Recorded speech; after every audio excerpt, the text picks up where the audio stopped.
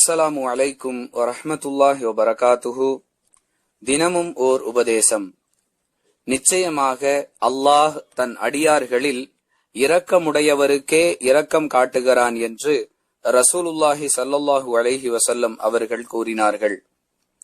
அறிவிப்பவர் Usama இப்னு Zaid ரலியல்லாஹு அன்ஹு.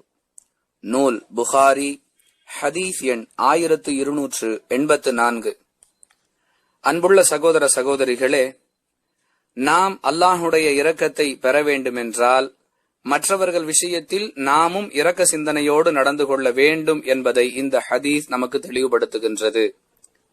நம்முடைய காரியங்கள் நல்லவிதமாக நடைபெறுவதற்கு அல்லாஹுடைய இரக்கத்தை எதிர்பார்க்கக்கூடிய நம்மில் அதிகமானவர்கள் மற்றவர்கள் மீது இரக்க குணம் இல்லாதவர்களாக இருப்பதை நடைமுறையில் பார்க்கின்றோம். இது தவறு என்பதை பெருமானார் ஸல்லல்லாஹு அலைஹி வஸல்லம் அவர்கள் தெளிவுபடுத்துகின்றார்கள். எனவே நாமும் மற்றவர்களிடம் இரக்கத்தோடு நடந்து கொள்ள வேண்டும்.